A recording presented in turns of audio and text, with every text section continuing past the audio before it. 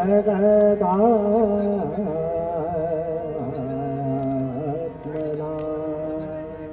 विवृतं जगदात्मना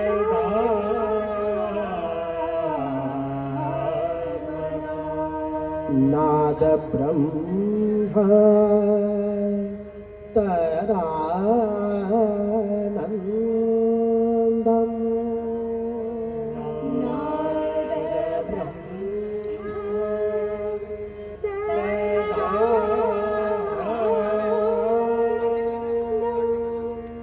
नाद ब्रह्म तदानन्दम्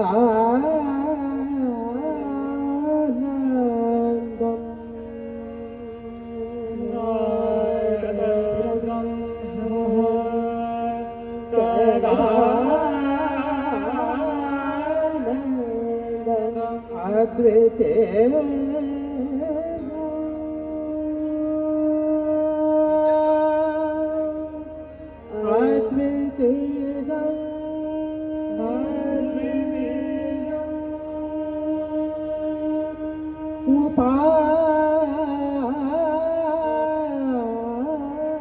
उपास्महे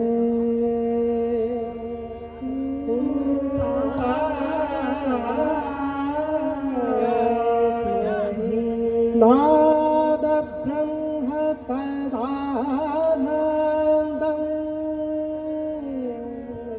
नाद ब्रह्म तदानन्दम् अद्वितीयम्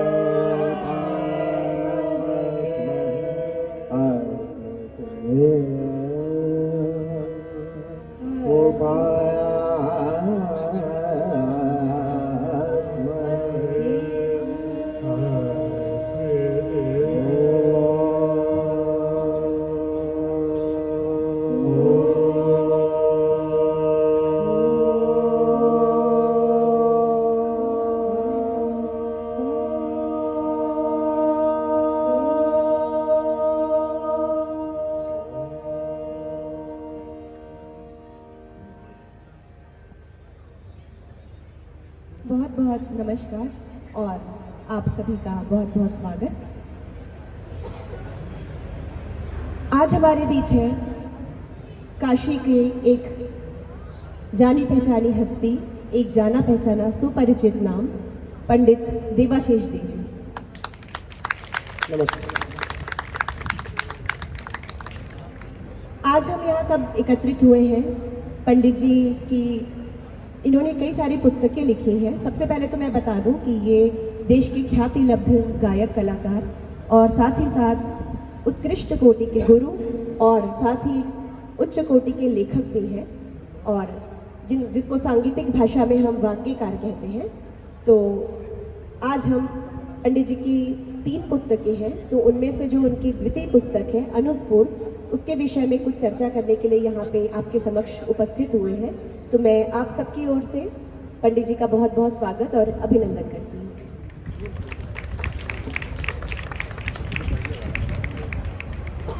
धन्यवाद रागिनी, डॉक्टर रागिनी सरना। इस बनारस लिटरेचर फेस्टिवल, ये एक बहुत बड़ा उत्सव जो हम यहाँ देख रहे हैं परसों से, अद्भुत है। जो आयोजन जिस विशाल स्तर पर, जितने विराट स्तर पे किया गया है, मैं इससे पहले भी जुड़ा रहा हूँ। पिछले वर्ष मैंने इसमें गायन प्रस्तुत किया था, वरुद्राक्ष में था, वाराणसी का जो काफ़ी सुंदर सुसज्जित हॉल है वहाँ हुआ था। लेकिन इस बार का स्वरूप काफ़ी व्यापक है और साहित्य के, संगीत के, कला के सभी छुए अनछुए प्रसंगों को, उसके आयामों को छुआ गया है। हमें लगता है कि काशी को समृद्ध बनाने में, काशी की बौद्धिक संपदा को, काशी जिसलिए जानी जाती है ज्ञान विज्ञान की नगरी को, उसको और समृद्ध तर करने के लिए जो ये भगीरथ प्रयास हुआ है, महती प्रयास हुआ है, इसकी जितनी भी सराहना की जाए, साधुवाद दी जाए, कम है। और इसके लिए मैं श्री ब्रिजेश सिंह जी को, मेरे अनुज की तरह है, उनको मैं बहुत हार्दिक आभार व्यक्त करता हूँ। साथ में जो उनके साथ हैं श्री दीपक मधोक जी, श्री अशोक कपूर जी, और भी पता नहीं कितने नामी अनजानी लोग हैं जिनको मैं अभी शायद नाम नहीं ले रहा हूँ, फिर भी सभी आयोजन से जुड़े हुए व्यक्ति, शुभाशीष चटर्जी हैं, इन सारे लोगों को मैं आभार, साधुवाद, अभिनंदन प्रेषित कर रहा हूँ। और मुझे ये सौभाग्य आज मिला है कि मैं आज आप इतने सुंदर श्रोता मंडली बैठी इनके समक्ष हूँ, मैं अपनी रचनाओं की बात, वाग्यकारिता की बात करूँ। जैसा कि आपने बताया अभी कि वाग्यकार शब्द, यहाँ पे बहुत सारे ऐसे व्यक्ति हैं जो संगीत की दुनिया में थोड़ा कम उनको परिचय है, किसी और विधा के हैं, साहित्य के हैं, चाहे कला के हैं। संगीत में जो रचना किया जाता है वो अनूठी होती है साहित्य और कला के तुलना में। जब एक कवि कविता रचता है, उसकी तुलना में एक संगीत का व्यक्ति जब रचना करता है तो वो केवल मात्र उसका वाक यानी शब्दों का नहीं रचना करता है, बल्कि साथ ही साथ साइमल्टेनियसली। ये एक बड़ी अजीब बात है। जब आप एक रचना करते हैं तो आपके अंदर शब्दों का प्रवाह आता है, उसको आप एक शेप देते हैं, आकार प्रदान करते हैं, एक नई आकृति आ जाती है, तब उसे कहते हैं एक रचना। यहाँ पे उस आकृति के साथ साथ उसको एक सौंदर्य भी उसको प्रदान किया जाता है संगीत के माध्यम से। तो इस तरह से कहा गया है कि धातु और मातु, धातु है संगीत का, जो संगीत राग, ताल और स्वर, श्रुति, इन सब का जो आयाम है उसको हम लोग कहते हैं धातु। और मातु कहते हैं, ग्रंथों में कहा गया है वांग मातुरुच्यते, यानी जो वाक है, शब्द है, उसको वांग मातुरुच्यते ऐसा कहा गया है। तो धातु और मातु को मिला करके जो रचना की जाती है, यानी वाक और गेय, दोनों को मिला दिया तो हो गया वाग्गेय। तो वाग्गेयकार ये शब्द संगीत के रचनाकारों के लिए विशेष रूप से 13वीं शताब्दी में शारंगदेव के संगीत रत्नाकर ग्रंथ में इसका उल्लेख मिलता है। जी जी। हाँ, यहाँ हमारे जो विद्यार्थी कई बैठे हैं, श्री प्रियांशु घोष है, ये शास्त्र के बहुत अच्छे ज्ञाता है और इसी उम्र में उसने बहुत अच्छा शास्त्र की पढ़ाई भी, संगीत शास्त्र की पढ़ाई की है और अभी फिलहाल डॉक्टरेट कर रहा है, पीएचडी कर रहा है। मेरी बेटी जयंतिका दे बहुत अच्छा गाती है, अभी ग्रेजुएशन में है। ये हैं आईआईटी वाले तबला वादक, मैं इनको आज नया नाम दिया हूँ क्योंकि ये आईआईटी विशाखापट्टनम के विद्यार्थी हैं और तबला बहुत अच्छा बजाते हैं। तो आजकल आईआईटी वाले बाबा चर्चा में हैं, जैसे कपूर साहब का स्वागत है। नमस्ते। आईआईटी वाले बाबा जैसे चर्चा में है, उसे आईआईटी वाले तबला वादक भी संगीत की दुनिया में बेहद चर्चित है। और साथ में हर्षित उपाध्याय हैं, ये हारमोनियम पे हमारा साथ देंगे। तो मैं कह रहा था वाग्यकारिता के बारे में, तो शारंगदेव के संगीत रत्नाकर में इसका उल्लेख आया है वाग्यकार का। वाग्यकार के तमाम गुण और अवगुण भी बताए गए हैं, लेकिन जो बात मोटे तौर पर है कि वाक यानी एक ऐसा रचनाकार जिसको संगीत का भी अच्छा ज्ञान है और साथ ही साथ शब्दों का, साहित्य का भी अच्छा ज्ञान है। तो इस तरह जो ये संगम बनता है, दोनों का समन्वय बनता है, वो अद्भुत होता है। तो जब मैं रचना करता हूँ तो मैं सिर्फ उसको शब्दों को नहीं करता, बल्कि उनको गुनगुनाता भी जाता हूँ और उसके साथ साथ उनको लिखता भी जाता हूँ।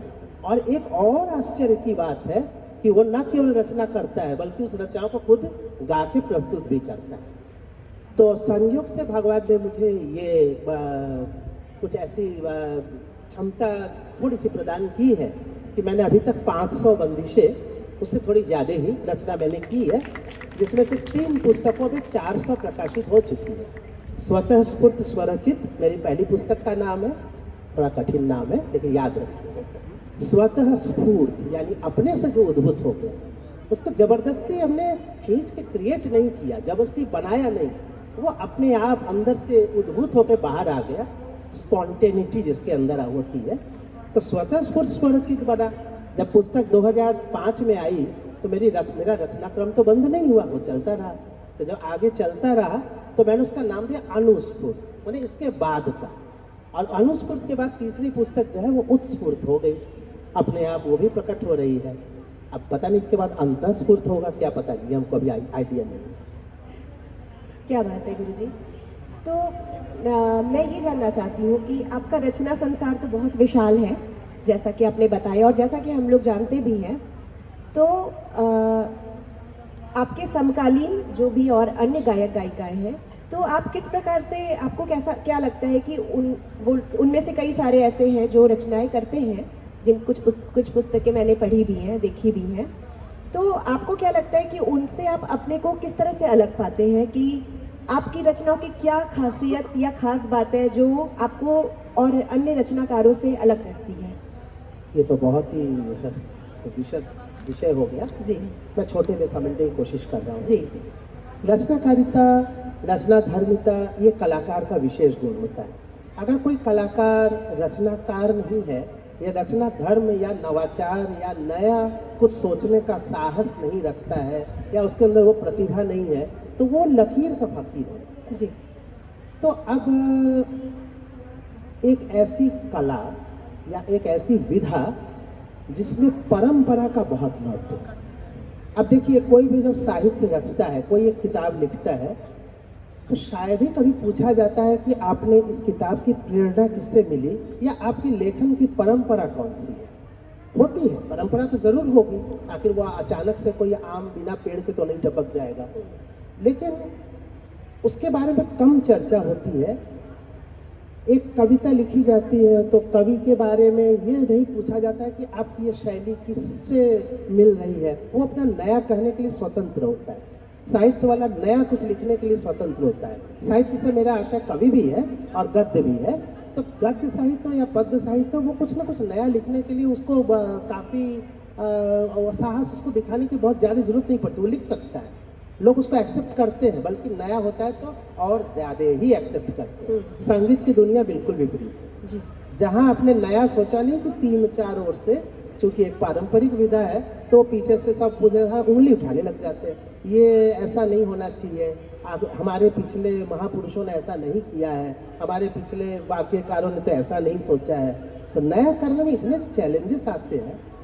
तो अब ये नया कौन करे जो कि परंपरा को रखते हुए, परंपरा की चीज़ों को बराबर बरकरार रखते हुए कुछ नया सोचे और नया करे। ये जो दोनों के बीच में समन्वय बैठाना होता है, बड़ा मुश्किल काम होता है। जहाँ कुछ नया हुआ नहीं, तहाँ फिर हमको सोचना पड़ता है कि आखिर परंपरावादी लोग इसको अपनाएंगे कि नहीं, या हम किसी विद्यार्थी को जो अपनी रचना सिखाएंगे तो कहीं ऐसा तो नहीं कि उनको क्रिटिसिज्म का सामना करना पड़े। क्रिटिसिज्म का सामना बहुत ज़्यादा करना पड़ता है। हमारे यहाँ संगीत में क्रिटिसिज्म एक बड़ी चीज़ है, और क्रिटिसिज्म होना ज़रूरी भी है।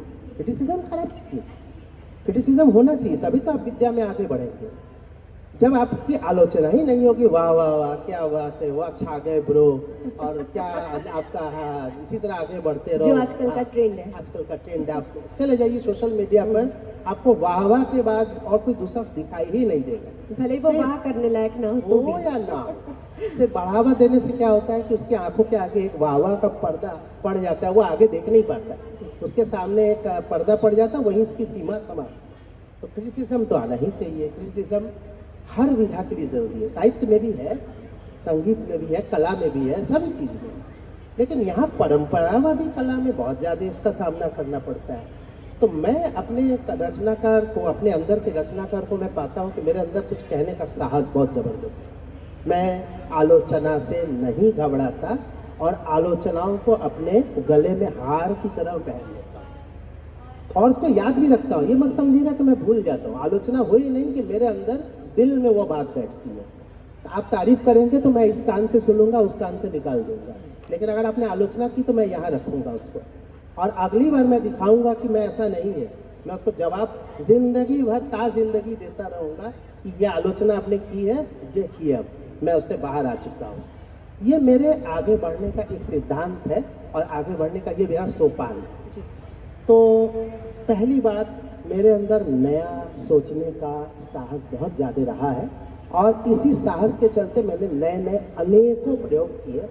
कुछ ऐसे भी प्रयोग हुए जो मेरी जानकारी सीमित है, मैं कोई एकदम महान जानकार व्यक्ति नहीं हूँ, लेकिन मेरी जानकारी में अभी नहीं आया कि इस तरह की चीज़ें हुई है। जी। आप जैसे हाँ, हाँ, मैंने आपकी जो रचनाएँ देखी हैं, मुझे चूँकि मैं भी आपकी शिष्या हूँ, तो मुझे सीखने का मौका मिला है आपसे बहुत। हाँ, मैं और असल में बीच में जो इंट्रोड्यूस कर रहा था इन्हीं को छोड़ दिया मैंने। नहीं, नहीं कोई डॉक्टर रागिनी सरना काशी हिंदू विश्वविद्यालय से संगीत से पीएचडी किया इन्होंने और काफ़ी जगह यूनिवर्सिटीज़ वगैरह में इनके कक्षाएं लग चुकी हैं और इनके सैकड़ों शिष्य भी हैं। मेरे ही अनुगमन करते हुए इन्होंने अपना भी एक बहुत रचना संसार भी प्रस्तुत किया है। इनकी भी पुस्तक है जिसके बारे में हम थोड़ी चर्चा बाद में ज़रूर करेंगे। जी जी, तो मैं ये बोल रही थी, धन्यवाद। तो मैं ये बोल रही थी कि जो आपकी मैंने रचनाओं को जो अपनी नज़रिए से मैंने समझा है, मतलब एक विद्यार्थी के नज़रिए से भी, और एक जब हम लोग प्रस्तुति करते हैं किसी रचना को तो हम एक कलाकार की हैसियत से प्रस्तुत करते हैं, तो उसकी दृष्टि से भी, और जो बाकी कलाकार या विद्यार्थी आपकी रचनाओं को गाते हैं तो क्या प्रभाव पड़ता है, इस दृष्टि से भी मैंने देखा है कि आपने बहुत नई नई सोच, जिसको बोल सकते हैं नवाचार, वो आपने अपनी रचनाओं में किया है।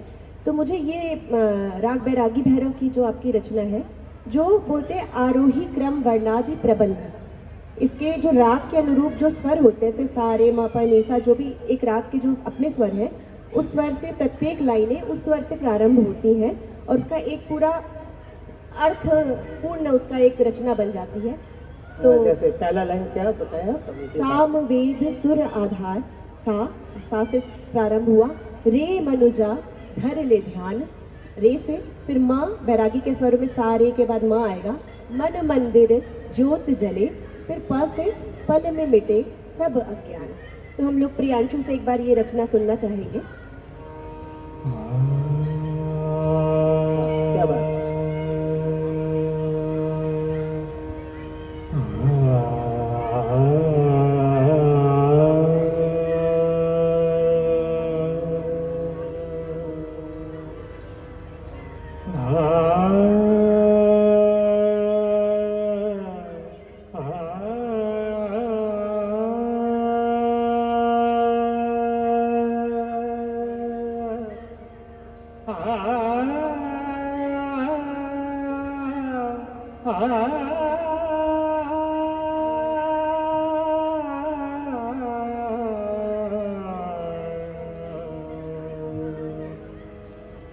सामवेद सुर आधार, सामवेद सुर आधार, सामवेद सुर आधार, रे मनुजा धर ले ध्यान, रे मनुजा धर ले ध्यान, मन मंदिर ज्योत जले, मन मंदिर ज्योत जले, पल में मीठे सब ज्ञान, पल में मीठे सब ज्ञान, सामवेद सुर आधार।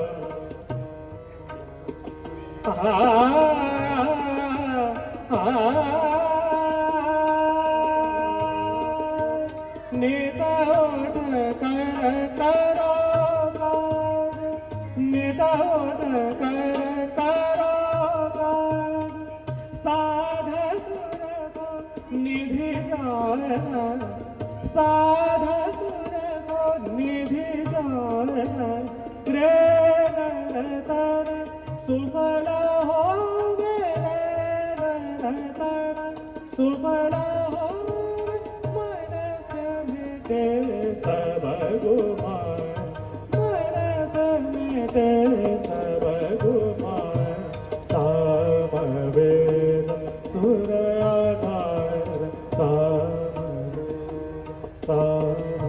सारे माँ पानी सारे माँ, इन स्वरों को एक एक लाइन से, इससे एक फायदा ये भी हुआ कि उसके आरोह में ग नहीं लगता, ध नहीं लगता। ये जो ग्रामर है, व्याकरण है जो किसी राग का, वो भी साथ में याद हो गया। हमको सिखाने में आसानी हो गई, उनको बताना नहीं है, गा के सुना दो, सीख जाएंगे तो उनको जिंदगी भर याद रहेगा। अब फिर बाद में हमने सोचा कि ये तो आरोह में गया, एक बार क्यों ना अवरोह में भी कोई प्रयास कर लेते हैं। तो उसमें सा दा पा मा गा रे सा। तो सा से शुरू हो रहा है, फिर अंतिम सा तक आ रहा है दूसरे स्केल में। हाँ, राग तो आप लोग पहचान ही गए होंगे। भैरवी रागों की रानी है भैरवी। तो जयंतिका से अनुरोध करेंगे कि ये वाली रचना जरा गा के सुनाए।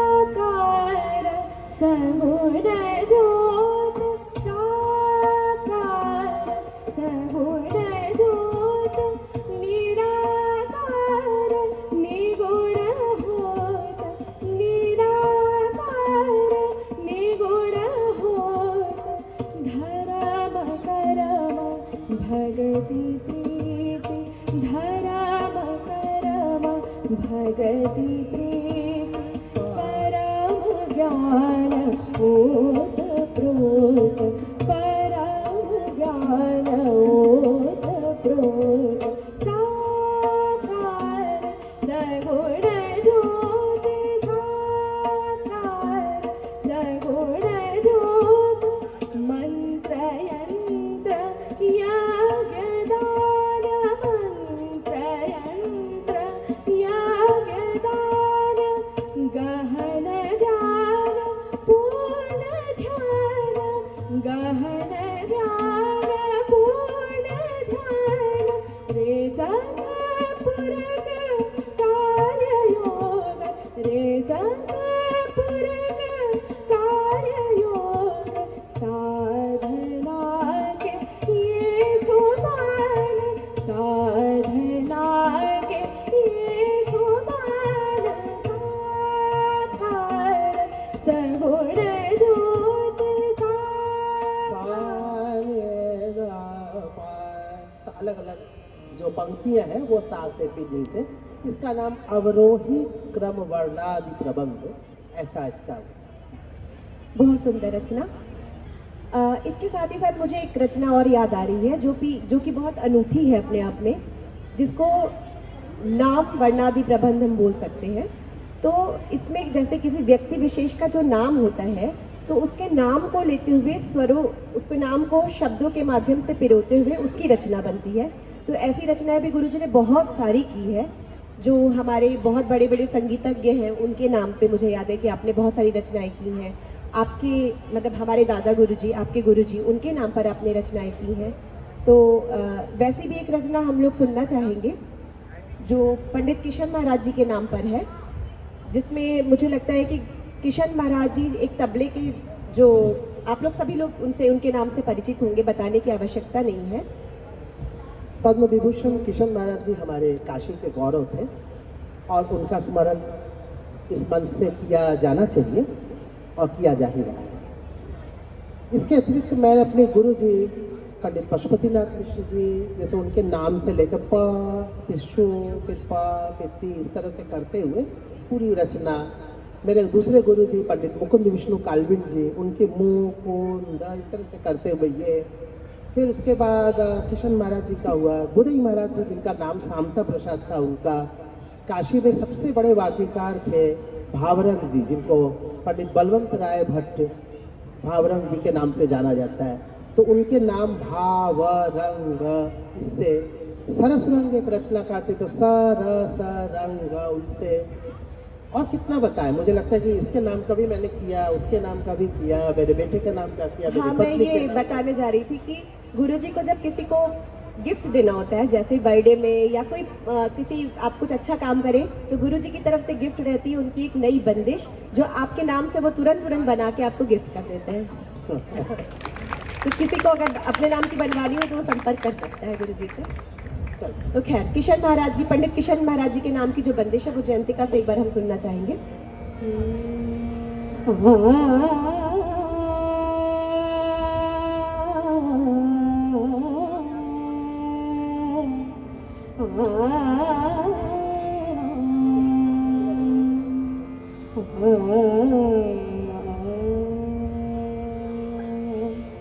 किरणक्तक्रान् दिन दिन्ना धाधन्ताकत् किरणक्तक्रान् दिन दिन्ना धाधन्ताकत् किरणक्तक्रान् दिन दिन्ना धाधन्ताकत् शत शत तुम्हें प्रणाम महाराज शत शत तुम्हें प्रणाम महाराज नदन नदन नदन नदन नदन नदी नदन नदन नदन नदन नदन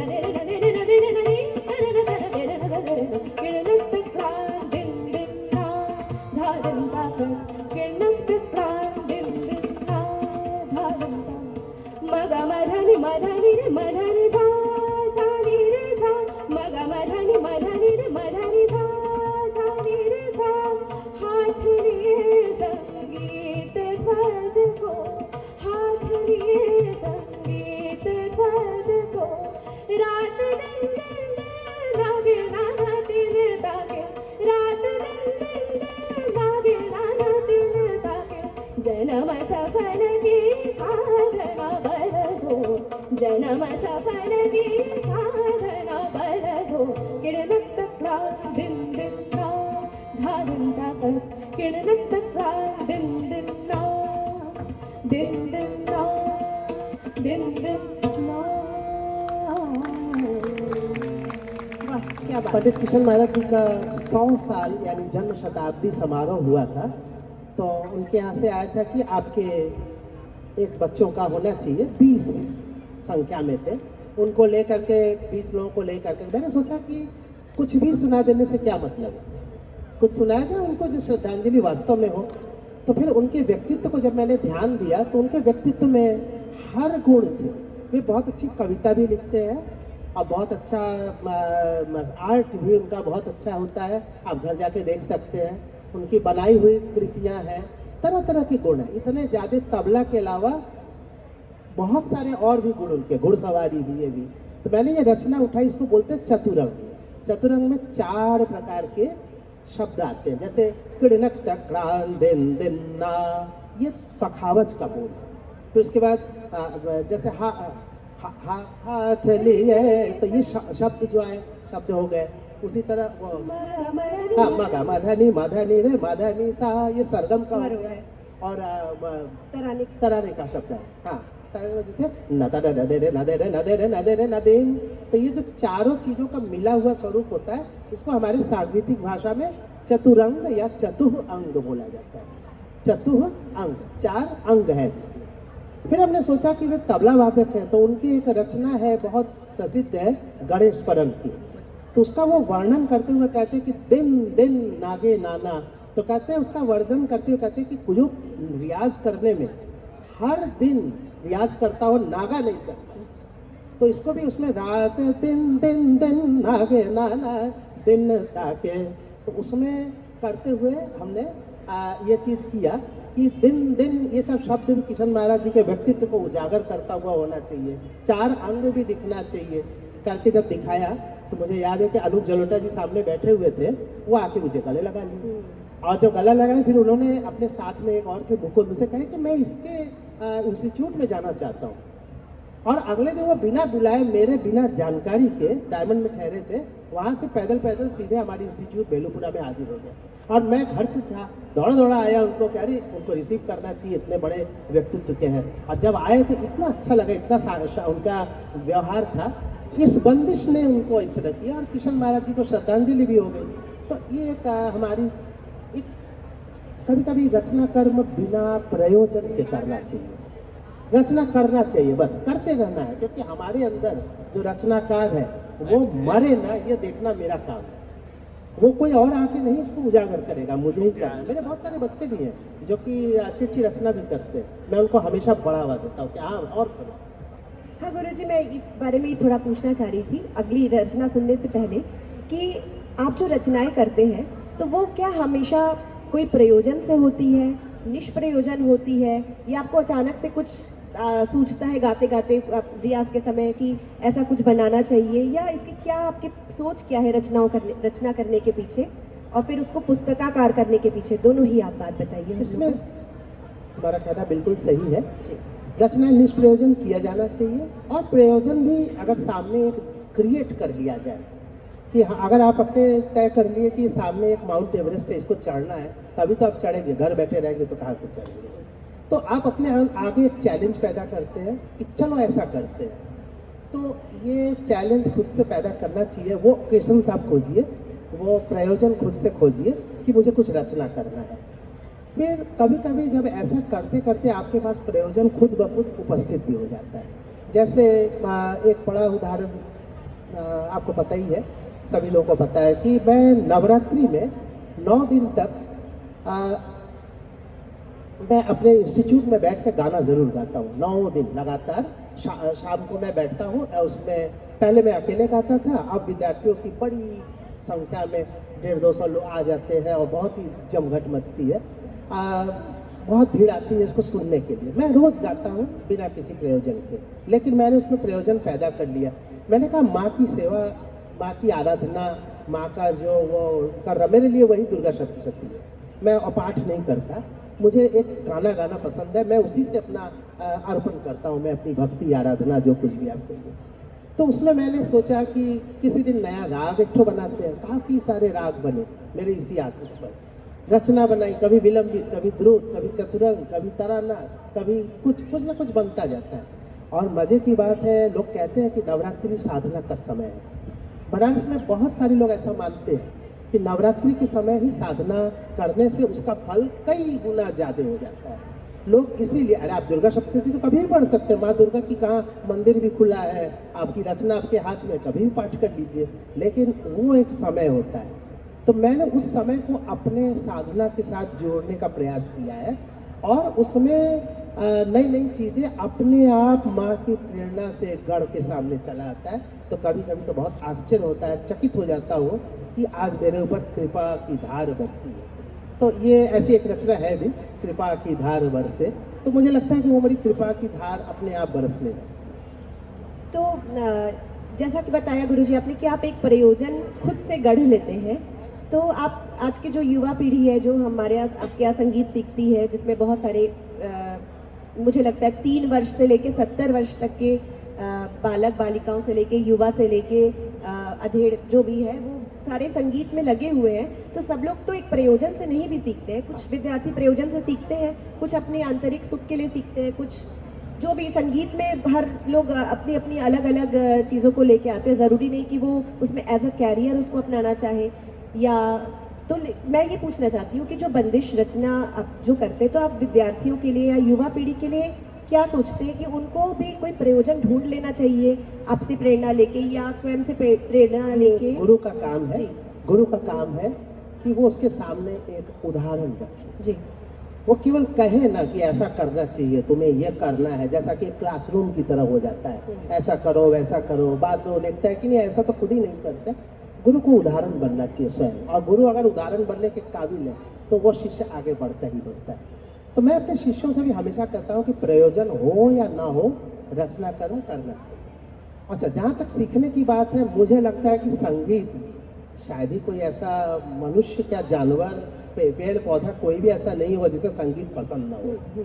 जब मुझे ये कहा गया कि इसको प्रारंभ करिए सेशन को, तो मैंने आपसे क्या कहा कि पहले कुछ संगीत में प्रस्तुति के साथ गाते हैं तब शुरू करते हैं, गा के शुरू करें। हमारा काम गाना है जी, बोलना मेरा द्वितीय काम, दूसरा काम है। तो इसलिए पहले बोलने का काम ना करके पहले मैं गाने का काम किया। मैंने कहा चैतन्यम सर्वभूतानाम करके विवृत्तम जगदात्मना नाद ब्रह्म तदानंदम। नाद ब्रह्म का अपना आनंद है, उस आनंद से चलते हुए अद्वितीय उनको जान करके मैं उसकी उपासना करता हूँ। अद्वितीयम उपासना। तो ये श्लोक कहने का मतलब स्वर के साथ यही था कि संगीत को सामने रखकर तब मैं बात करूं। तो यहाँ जितने विद्यार्थी आए हैं और जितने लोग हैं, मुझे लगता है कि सबको संगीत पसंद है। हर को लगता है कि मैं गाऊं, सीखूं, और संगीत की दुनिया में जितने भी लोग आए वे अपनी पहली पसंद संगीत होने के कारण आए, ना कि उसमें रोजगार खोजने के। जी जी, रोजगार के लिए खोजना होता क्या है कि जब आप कहते हैं ना कि गए थे नमाज पढ़ने और रोज इस तरह से कहते हैं कि वो आए थे हरिभजन को होटल लगे कपास, तो मालूम चला कि आप जा तो रहे थे हरि भजन करने के लिए, रास्ते में देखा कि एक वो बैठ के रुई धुन रहा है, तो बोले वाह कितना अच्छा काम है, चलो रुई धुनते हैं। अब वो भूल गया कि उसे हरि भजन करना था, तो आए थे हरि भजन को, होटल लगे कपास। ऐसा कई विद्यार्थियों में होता है, पहले तो आते संगीत के प्रति स्वाभाविक प्रेम से, और उसके बाद धीरे धीरे वो उद्देश्य बदल के उसमें राशन खोजने लगते, जो कि मनुष्य जीवन का एक स्वाभाविक भी है, उसको आप इग्नोर नहीं कर सकते। तो हमारे पास ऐसे तमाम विद्यार्थी हैं। अब आप सोचिए 72-73 साल का आदमी बैठा सीख रहा है, 1-2 दिन नहीं, 10 वर्ष से सीख रहा है। जब वो 62 का था तब से सीख रहा है, 72 तक सीख रहा है। आपके पिताजी की बात है जी जी। श्री रमेश सरला जी, क्यों सीख रहे हैं? उनका कोई प्रयोजन है क्या? कहीं गाना है क्या? आगे बढ़ना है क्या? वाह भाई वाह छा गए ब्रो का वो लेना है क्या? कुछ भी तो नहीं है। ये निष्प्रयोजन होना भी जरूरी है, प्रयोजन भी साथ में आता रहता है जी। तो ये दोनों चीज के बीच में तालमेल बैठाने से होता है। तो मैं अपने सोचता हूँ कि विद्यार्थियों के अंदर जो वो प्यार है संगीत का, वो मर न जाए, वो कहीं ऐसा ना हो कि इस भौतिक चकाचौंध में खो न जाए। तो मैं उनको कहता हूँ कि रचना करते रहो, और जब नए नए गढ़ते रहोगे तो अपने आप तुम्हारे अंदर वो फ्रेशनेस रहेगी, लगेगा कि हाँ आज हमारा दिन बड़ा नया करने से बीता, क्योंकि पेड़ वही है, सब कुछ वही है। इसमें आम का बोर आया है, कल को कुछ दूसरा आएगा, परसों कुछ आम लटके हुए मिलेंगे, तो वो तो रोज अपना रूप बदल रहा है, प्रकृति रोज बदल रही है। लेकिन तो इस चीज को हमें खोना नहीं है, ये प्रकृति वो उनका रचना कर्म है, हमें अपना रचना कर्म दिखाना है। मतलब एक नयापन जीवन में जरूरी है। जैसे हम रोज एक तरह का खाना नहीं खा सकते, एक तरह के कपड़े नहीं पहन सकते, कुछ ना कुछ नया हाँ। हम चाहते हैं, तो वो और तो संगीत एक बंदिश याद आ रहा है, जी। क्या करूँ? सुना दीजिए हाँ, जरूर, हाँ। स्केल लगा दो जरा। अरे वो मैं लोग से गवाऊँ, कौन गाएगा? कोयल बोले थे। हाँ? आम के पेड़ की बात है। अच्छा, आम के बगीचे में, हाँ, बहुत आम सुंदर के बगीचे, बंदिश है। इतना सुंदर सा वेन्यू है, इतना सब कुछ है, इसमें कोयल की बात न हो। राग शिव रंजनी में ये बंदिश है। ये भी एक नया प्रयोग है, आप देखिएगा, इसका दूसरा जोड़ आपको मिलेगा। जी।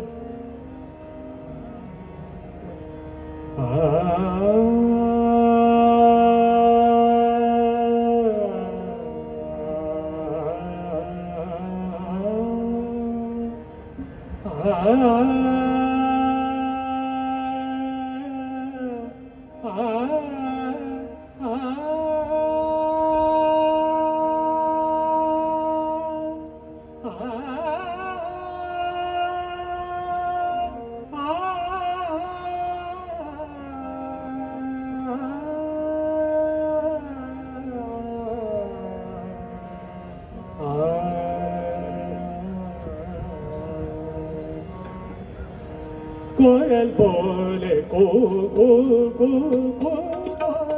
कोयल बोले को बोले, कोयल बोले को बाबा के डाल पर बोला, बाबा के डाल पर बोला, बाबा के डाल पर बोले, कोयल बोले को बोले, कोयल बोले बोले, कोयल बोले बोले, आम भागे पर बोले, आम भागे पर बोले, कोयल बोले बोले, कोयल बोले बावरिया बना गई, बावरिया बना गई, बावरिया बना गई, बावरिया बना गई, फूक सुनत फूक उठत दियरा, अब का करूं, का करूं, अब का करूं, अब का करूं, मनवा डोले, अब का करूं, मनवा डोले, कोयल बोले को बोले, कोयल बोले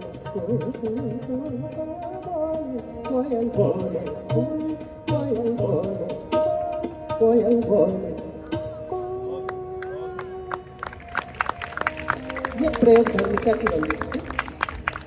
ऐसी रचना हमने तो नहीं सुनी और कहीं पर, हमारे दिमाग में आई बात, ऊपर वाले ने कोई प्रेरणा दी तो बन गई।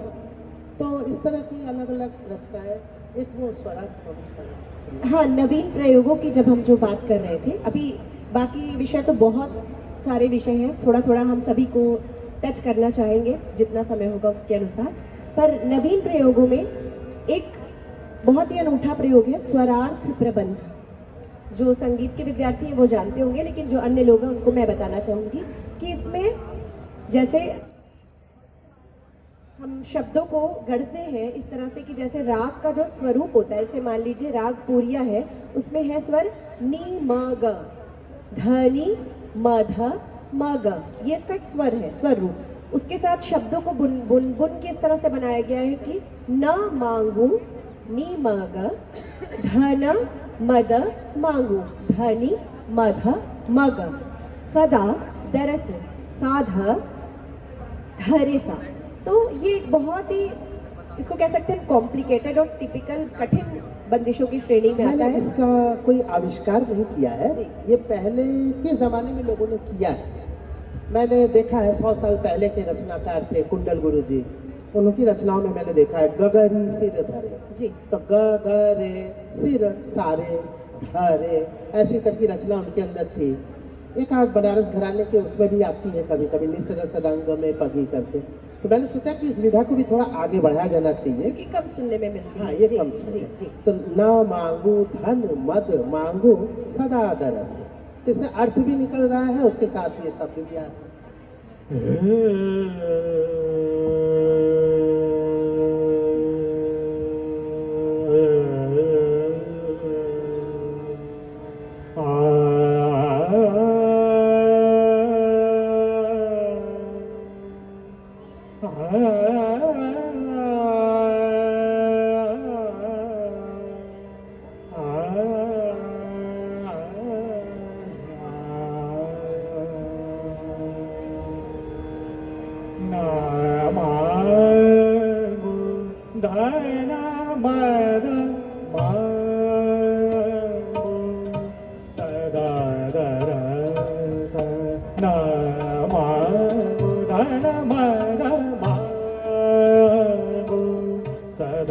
केवल शब्द नहीं गढ़े गए, बल्कि जहाँ जहाँ वो स्वर आ रहा है, जैसे ने, ना, गो, मा, गा, ये नहीं कि केवल शब्द ही बनाए गए, शब्द के साथ उन्हीं स्वरों पे उनको डाला भी गया।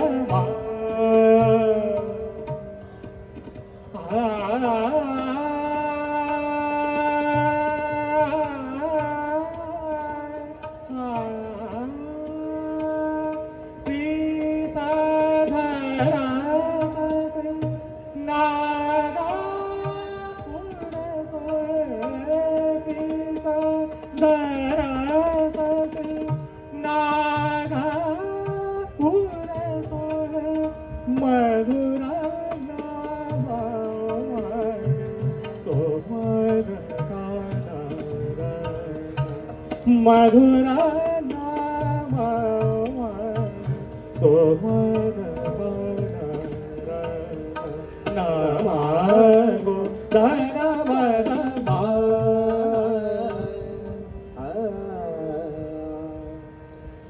क्या बात। ऐसी कई सारी रचना है, ये केवल बानगी के तौर पर उदाहरण के तौर पर छोटा छोटा प्रस्तुत किया जा रहा है। अच्छा, हम एक दूसरे पक्ष की ओर चलते हैं आपके, जो आप साहित्य पक्ष पर बात करें। साहित्य पक्ष पर ये तो बात, ये सब कुछ साहित्य ही है, संगीत और साहित्य तो सब आपस में गुथा हुआ है एक दूसरे से। मैं ये पूछना चाहती हूँ गुरुजी कि मुझे ऐसा लगता है कि आप सामाजिक सरोकार मतलब सामाजिक इश्यूज पे आपका बहुत ज़्यादा ध्यान है, क्योंकि मैंने देखा है जो हमारे विद्यार्थी होंगे उनको पता भी होगा। इवन अगर एक कागज़ आपको मिला है, ठीक है, एक तरफ उसके लिखा हुआ है, दूसरी तरफ खाली है, तो गुरुजी उसको कभी फेंकने नहीं देते हैं। कहते हैं इसको यूज़ करो। मैंने कागज़ का एक टुकड़ा भी बिना यूज़ के आप उसको नहीं फेंक सकते हैं। तो ये सब हम लोग इनसे सीखते हैं। तो इसका मतलब ये हुआ कि समाज की जो भी चीज़ें हैं, प्रकृति है, इनको गुरुजी को बहुत ज़्यादा उससे लगाव है और वो चाहते हैं कि विद्यार्थियों के अंदर ये वाली भावना भी आए कि इस प्रकृति का संरक्षण कैसे करना चाहिए, समाज के प्रति आपका क्या दायित्व है। आप माँ गंगा हाँ, ये बिल्कुल ये रिसाइकलिंग की जी, बात की जानी चाहिए। इस जी। समय सबसे ज्यादा उसी की जरूरत है। जी। आप प्लास्टिक का उपयोग बंद कर देना कोई समाधान मेरे हिसाब से नहीं, लेकिन प्लास्टिक को यूज करने के बाद उसको रीयूज कैसे किया जाए, रिसाइकिल कैसे किया जाए, ये व्यवस्था जरूर इतनी जबरदस्त होनी चाहिए कि वेस्ट ना हो, पुनः उसको काम में लाते जाए। हमारे यहाँ की महिलाएं इसमें बहुत आगे रहती है। वो प्लास्टिक का कोई एक झोला आता है तो उसको अपने बिस्तर के नीचे रख देती है, फिर बाद में कोई सामान आता है तो उसको निकालती है, फिर ले जाती है। जी, जी। ये रिसाइकलिंग। बिल्कुल। और यहाँ अगर अपने लिया तुरंत फेंका, तो पैकिंग का सामान इतना ज़्यादा फेंकते हैं कि हमारे ये इन्वायरमेंट को खराब करने में इसका सबसे बड़ा योगदान है। जी, तो यही मैं देखती हूँ कि क्योंकि बहुत सारे जो संगीतकार, साहित्यकार, उनको इस तरह से होना चाहिए, क्योंकि समाज से ही आप जुड़े हुए हैं, समाज के अंदर से निकले हैं, तो आपकी संगीत कला जो भी है वो समाज के लिए है। तो समाज की जो भी चीज़ें हैं, अच्छी बुरी, सबको आपको अपनी कला में समाहित करना चाहिए। तो मुझे याद आ रहा है कि कोविड टाइम जो कि एक बहुत ही कठिन समय था हमारे सभी के लिए, और हम उसको याद नहीं करना चाहते हैं, लेकिन फिर भी जो चीज़ है तो भूल वो कैसे सकते हाँ, हैं? भूल सकते नहीं है, क्योंकि इतिहास के पन्नों में वो दर्ज है। तो सबके मुझे जीवन में दर्ज हो गया है। ऐसे जैसे बैठे हुए जी। हैं, उस समय ये बैठ नहीं सकते थे। 6-6 फीट की दूरी ये जरूरी यही करते थे। ऑनलाइन से ही हम लोग ऑनलाइन के माध्यम से ही जुड़े हुए थे। तो मुझे याद है कि कोविड टाइम में आपने बहुत सारी रचनाएं की, और उन रचनाओं में कोई ना कोई सीख थी समाज को देने के लिए उस समय के परिप्रेक्ष्य में देखते हुए। तो मैं चाहूँगी उनमें से कुछ रचनाएं हम सुने और आप उसके बारे में नहीं, थोड़ा मैं कुछ ये नहीं बताइए। कहूँगा कि इसमें बहुत सीख थी। ये जरूर था कि हमारे अंदर भी एक वेदना उस काल में जन्म लिया। जी, मैं दूसरों की वेदना को, समाज की वेदना को समझने की कोशिश कर रहा था, महसूस करने की कोशिश कर रहा था। मेरी वेदना तो थी ही, समाज की वेदना भी थी। तो एक कलाकार, उस समय सभी लोग लगभग ऐसा था कि उनके पास कोई कुछ करने का साधन नहीं था। वो क्या करते, कोई इसका उपाय नहीं है सिवाय इसके कि आप अपने अपने घरों में बंद हो जाए। तो क्या क्या दिक्कतें आ रही थी, इसको हम संगीत में कैसे वो करें। तो मैंने व्यक्त करने का, अभिव्यक्ति संगीत का बड़ा गुण है, तो अभिव्यक्त करने के लिए अपने को मैंने सोचा कि मैं ये जो जहर आया है कोविड के रूप में, कोविड-19 के रूप में, ये जो वायरस आया है, ये एक जहर है। इस जहर को कौन मिटा सकता है। तो मुझे सबसे पहले बाबा विश्वनाथ याद आए कि उन्होंने नीलकंठ रूप से जब समुद्र मंथन से जहर निकला था, उस जहर को उन्होंने पिया और अपने कंठ में धारण कर लिया। गरल को जी, क्योंकि वो कंठ में धारण करने के वाले उनका गला नीला हो गया। वे खुद कष्ट से ग्रसित होकर के भी जहर को उन्होंने अपने पास ले लिया। यह शिव का गुण है। शिव तो यही कहता है कि आप दूसरों की वेदना को, पीड़ा को अपने अंदर ले लें, समाहित कर लें, क्योंकि वही जो उसको डिस्ट्रक्शन कर रहा है, नष्ट कर रहा है, उस नष्ट करने वाले कारक को के रूप में अपने को आ जाए आगे। तो ये जो नीलकंठ, उनका कंठ नीला पड़ गया, तो हमने वो रचना की कि नीलकंठ में धारो गरल, कौन सुनाएगा? जयंतिका सुनाएगी।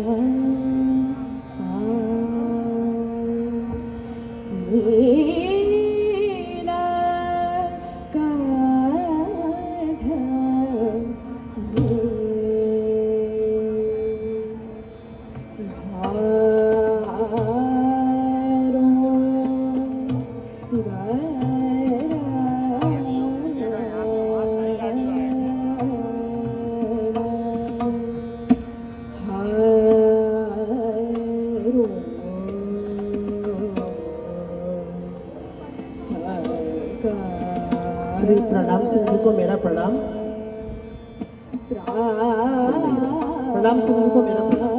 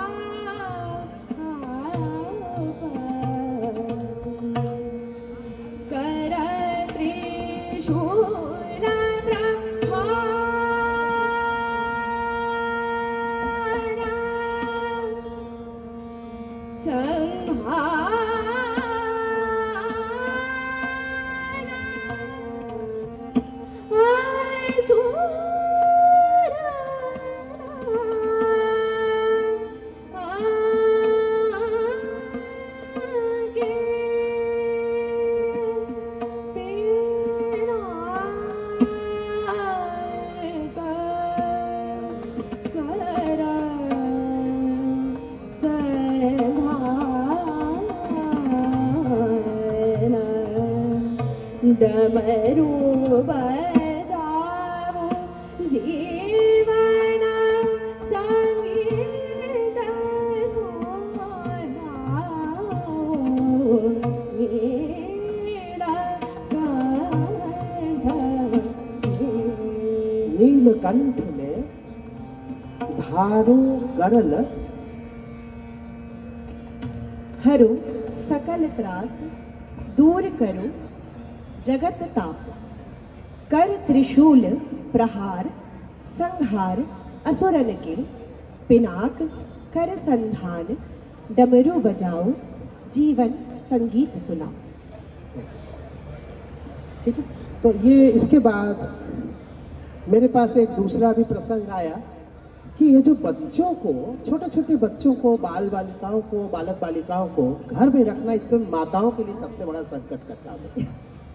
क्योंकि उनको ये बात नहीं समझाना बड़ा मुश्किल है। 3 साल के 2 साल के बच्चों को क्यों बाहर नहीं जाना है, स्कूल क्यों नहीं जाना है, बाहर क्यों नहीं झांकना है, खिड़की से भी अंदर रहो, कहीं ना मिलो, किसी के पास न जाओ, खेलने न जाओ।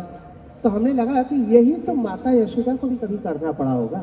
तो देखो बान कान्हा हट कर देखो, बान कान्हा हट कर देखो, बान कान्हा हट कर दही माखन कछुलेत नाही, माखन कछुलेत नाही, मुख में लोट तरी पटत आंगन में नड़घड़ देखो, बान कान्हा हट कर देखो, बान कान्हा हट कर दही माखन कछुलेत नाही, माखन कछुलेत नाही, मुख में लोट तरी पटत आंगन में नड़घड़ देखो, बान कान्हा हट कर धाय धाय बाहर जाए, धाय धाय बाहर जाए, जसुमती मैया पाछे पड़े, जसुमती मैया पाछे पड़े, रोकत रुकत नाही ब्रज नर नारी, मनहर देखो बान कान्हा हट कर देखो, बान देखो, बान देखो, बान। ये एक समस्या थी कि बच्चे को घर में कैसे रखा जाए। दूसरी समस्या हमारे यंग जनरेशन को लेकर थी। वे बाहर जाकर के मिलना चाहते हैं, कहीं पर घूमना चाहते हैं, डेटिंग करना चाहते हैं, पार्टीज करना चाहते हैं, कहीं पर जैमिंग करना चाहते हैं, लेकिन उनको घर से बाहर जाने को अलाउड नहीं हो रहा है। तो मुझे लगा कि इनके बारे में भी कुछ कहा जाए, और वो भी ब्रिज के परिप्रेक्ष्य में चलते हैं। तो वो घर आंगन कछु न भावे, घर आंगन कछु न भावे, घर आंगन कछु न भावे, कछु न सुहावे महल अटारी, कछु न सुहावे महल अटारी, कुंजन में करम धरे, कुंजन में करम धरे, बांझी बजावे गूंज बिहारी,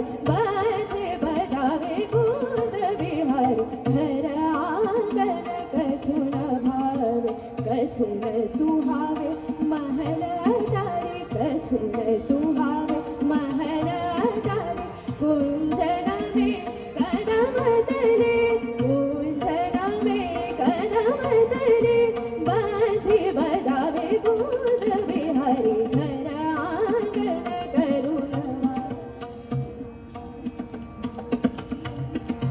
बनऊ पवन कुसुम खिले बनऊ पवन कुसुम खिले बिरछन में नव नव कर बिरछन में नव नव कर इत सरसो उदडेसो इत सरसो उदडेसो आयो मधुमास न्यारी आयो मधुमास न्यारी घर आंगन कछुल भाव घर आंगन। घर में जाके कहाँ किसी को अच्छा लगने वाला था, बाहर बंसी बजा रहे हैं कृष्ण और वो घर में बैठी हुई है, तो उसकी पीड़ा को समझने के लिए कोविड काल बहुत अच्छा था।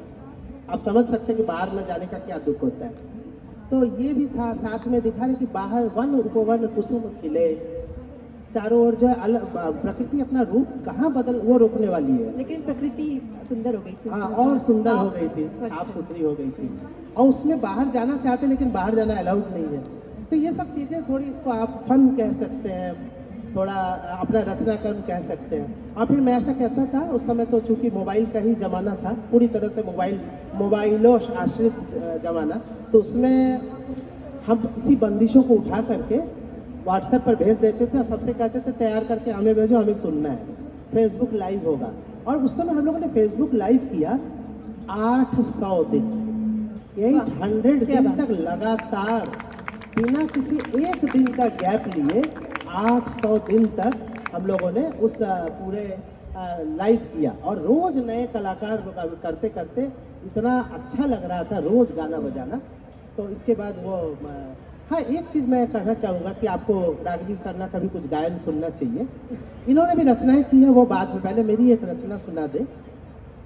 इसमें भी एक छोटी सी बात कहनी है कि हम लोगों को अपनी परंपरा को लेकर के चलना पड़ता है संगीत वालों का, फिर भी हम अपनी परंपरा को कहीं कहीं बिसरा भी देते हैं।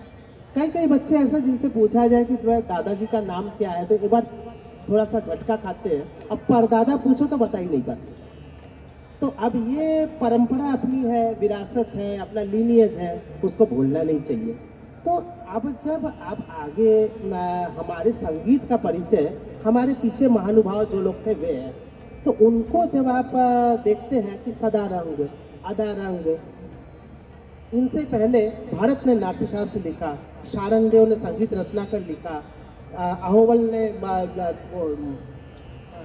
वो लिखा, चतुर्दंडी प्रकाशिका लिखा, वेंकट मुखी संगीत पारिजात लिखा, भातखंडे जी, चतुर, सुजान, रातन जनकर जी, तो इनको भी तो मैं अपनी श्रद्धांजलि दूं। तो रागिनी से मैं कहता हूँ कि वो बंदिश जरूर सुनो। राग देसी की ये बंदिश है। गुण की कदर कीजिए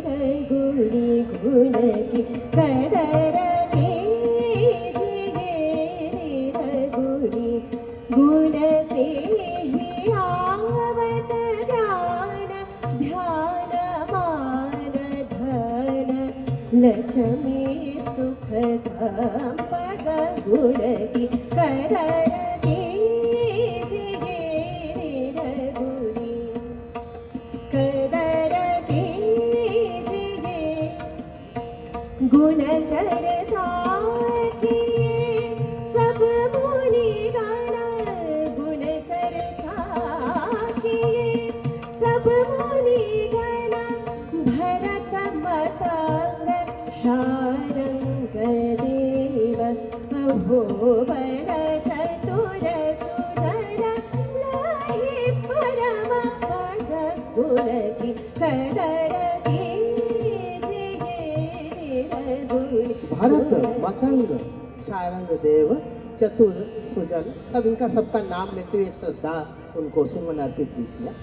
रागिनी स्वयं भी बहुत अच्छी रचनाकार है, इसकी भी एक पुस्तक की बात यहाँ पे जिक्र हो जाना चाहिए अंत में आते आते, वो है राग रूपांजलि। ऐसे तो इसने 4 पुस्तकें लिखी है। एक साधो तुम्हें प्रणाम, जिसमें मेरे गुरु जी पंडित मुकुंद विष्णु कालविन जी के जीवन पर इसने एक रिसर्च किया हुआ है, उस रिसर्च का बाद में पुस्तक आकार में प्रकाशन हुआ, साधो तुम्हें प्रणाम। साधो तुम्हें प्रणाम एक बंदिश का शब्द भी है, एक रचना का शब्द भी है, और वही इस किताब का कैप्शन भी है, जिसमें उन्होंने उनके जीवन के विविध आयाम को, व्यक्तित्व को बहुत अच्छे से उकेरा है। इसके अतिरिक्त वो मेरे ही अनुगमन करते बहुत अच्छी अच्छी रचनाएं की। अब आप पूछेंगे कि रचनाएं तो आप कर ही रहे थे, उसे करने की क्या जरूरत पड़ी। रचनाओं पर व्यक्ति का प्रतिफलन होता है, उसके मनस्थिति का प्रतिफलन होता है। कला साहित्य में अगर उसके व्यक्तित्व का प्रतिफलन नहीं हो रहा है, उसकी अभिव्यक्ति उसमें नहीं हो रही है, तो कला कला ही नहीं। कला के लिए अभिव्यक्ति जरूरी है। कविता में आपकी अपनी दर्द, पीड़ा वो सामने आना चाहिए। तो इसलिए जब उसने अपनी रचना की तो मुझे लगा कि उसमें कुछ नई बात होगी ज़रूर, और नई बात आई। एक फेमिनिज्म जो होता है वो इसकी रचनाओं का एक स्वाभाविक गुण, और वो मैं चाह करके मैं नहीं ला सकता। आप जानते होंगे कि जब स्त्री विमर्श की बात होती है तो पुरुष कितना भी स्त्री विमर्श की बात कर ले, लेकिन स्त्री विमर्श का बात करने के लिए, उसकी पीड़ा को समझने के लिए एक स्त्री की आंखों से, स्त्री की दृष्टि से हमको उस पीड़ा को समझना होता है। अगर हम ऐसा नहीं कर रहे हैं तो फिर वो पूरी तरह से वो उसकी बात कही नहीं जाती है। तो हमको इसकी कई रचनाएं बेहद पसंद है। कोई एक सुनाओ, कौन सा सुनाओगे? वो ऋतु है सुहानी, हाँ, वो मुझे बेहद पसंद है। मैंने अपने कार्यक्रम में गाया था। खैरा का ऐसा कमी होता है कि जब विद्यार्थी की रचना को गुरु गाता है, हाँ, मेरा अमूमन वो सौभाग्य। अपने गुरु का गाता रहता है या अपना गाता है। मैंने इसकी रचनाओं को भी बहुत गाया। रुत है सुहानी आई, रुत है सुहानी आई, रुत है सुहानी आई, पुरवैया संदेशा लाई, पुरवैया संदेशा लाई। आओ शाम हमरे आंगन, आओ शाम हमरे आंगन, आओ आओ आओ ना। रुत है सुहानी आई, रुत है बेगी आओ श्याम सुंदर, बेगी आओ श्याम सुंदर, अखियां तोरे बाट तकत, अखियां तोरे बाट तकत। आओ श्याम हमरे आंगन, आओ श्याम हमरे आंगन, आओ आओ आओ ना, आओ आओ आओ ना, आओ आओ आओ ना। रुत है सुहानी आई, सुहानी आई, सुहानी आई। समझ में आया जो मैंने कहा था? वो बात दिखी ना आपको? वही फेमिनिज्म वो दिखता है। इसको हम स्त्री धर्मिता की बात करते हैं, स्त्री धर्मिता दिखना चाहिए, और वो बनावटी नहीं हो सकता है। वैसे तो उसकी बहुत सारी रचनाएं, जो उसकी पुस्तक है वो मेनली लिखी गई है, रागिनी की पुस्तक राग रूपांजलि, वो विद्यार्थियों को लक्षित करके लिखा गया है। विद्यार्थियों को शास्त्र और प्रयोग दोनों का ज्ञान एक ही पुस्तक में हो जाए, वो भी एलिमेंट्री हो, ये किया गया था। तो उस हिसाब से वो बहुत सफल है। काफ़ी संख्या में विद्यार्थियों ने लाभ भी उठाया है, इसलिए वो अपनी एक अच्छी सफल पुस्तक मानी जाती है। अब उस पुस्तक में मैंने जो और भी रचनाएं देखी, अगर एक और सुना सको तो। सजना, हाँ वो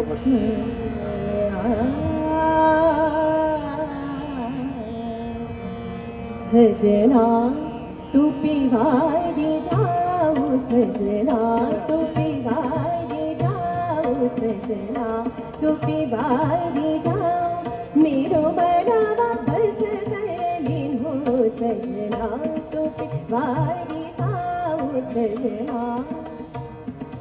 कैसा जादूड़ा रामों पे, कैसा जादूड़ा रामों पे, भूल गई सगरो काम, भूल गई सगरो काम, रटन लगी तेरो राम, रटन लगी तेरो राम, तेरो मुख छवि निहारी जाओ, सजना तू पिवारी जाओ, सजना तू पिवारी जाओ, बारी जाओ। वारी जा। हरि अनंत हरि कथा अनंत। ये तो एक ऐसी प्रक्रिया है जो चलती ही रहेगी, पता नहीं कितनी सारी बातें हैं कहने को। और मुझे जैसा कि आदेश मिला है यहाँ के आयोजकों से, मुझे 1.5 घंटे का समय दिया गया था। हालांकि मैंने जल्दी ख़त्म किया है, मुझे लगता है 1 घंटा 15 मिनट अभी नहीं हुआ है, लेकिन मैं 15 मिनट छोड़ रहा हूँ। 1 घंटा ही हुआ है। इसके बाद 1 घंटा ही हुआ है, मुझे 1.5 घंटे का समय मेरे पास मैसेज है। और उसके बाद 10-10 मिनट की 3 प्रस्तुतियों के लिए श्री ब्रिजेश सिंह जी ने कहा हुआ है। वो तीनों बालिकाएं यहाँ मौजूद है, उनकी रचना तीनों हम लोग सुनेंगे 10-10 मिनट के। उसके बाद ही यहाँ पे अगले कार्यक्रम के लिए आप लोग आएंगे। कुल इस तरह का 2 घंटे का मुझे समय दिया था, जो मैं 1.5 घंटा में खत्म कर दूंगा। आओ। हाँ, यहाँ पे कुछ एक मिनट। चादर की कमी थी तो हम लोगों ने कुछ जो चेयर्स थे उनको मतलब निर्वस्त्र कर दिया। ये इन लोग की रचना तीनों गा लेंगे, उसके बाद ही खत्म कर। हाँ जी। बीच में ब्रेत कुमार राय सर बैठे हैं, SP deputy SP ATS Banaras. एक बार जोरदार तालियां उनके लिए। हमारे साथ जो बैठे हैं विपिन राय साहब, एक बार जोरदार तालियां सर के लिए हमारे बीच में वो है। और अभी ये तो 3 परफॉर्मेंस है, उसके बाद जो है हुनर के सरताज अभी होने वाला है, वो स्टेज नंबर 2 पे। तो आप लोग जितने भी हुनर के सरताज में पार्टिसिपेंट हैं, आप लोग उस स्टेज पे जा सकते हैं। 15 मिनट में वो शुरू होगा, ठीक है।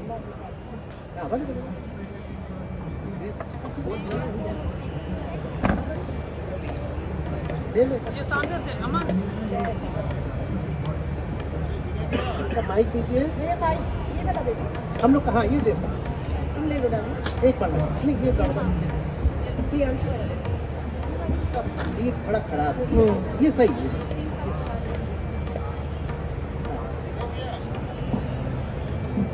हम लोग भी मंच पे हैं, सुन।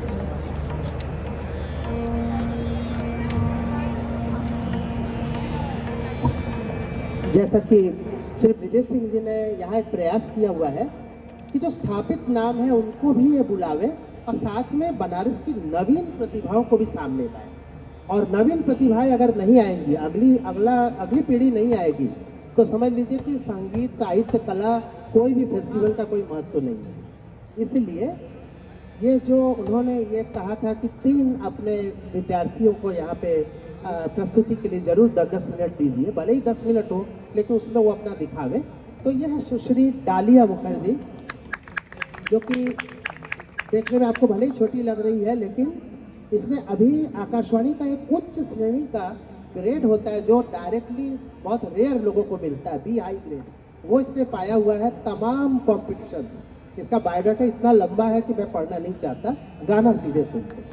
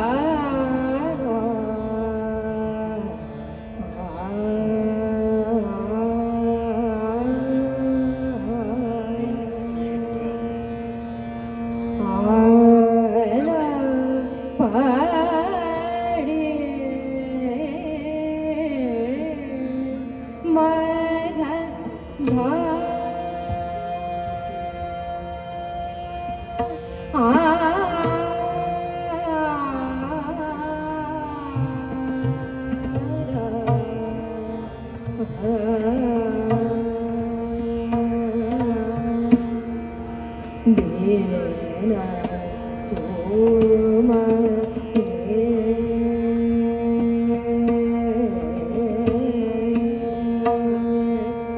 लगा